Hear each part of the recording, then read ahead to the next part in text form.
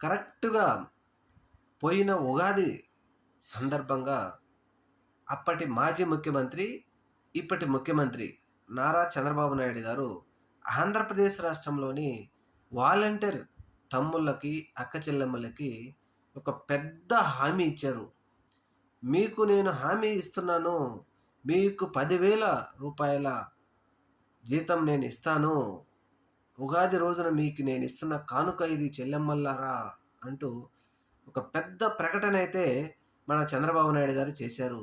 ఆ తరువాత నిమ్మల రామానాయుడు దగ్గర నుంచి, లోకేష్ దగ్గర నుంచి, పవన్ కళ్యాణ్ దగ్గర నుంచి కాలికి బలపం కట్టుకొని రాష్ట్రమంతా తిరిగి చెప్పారు.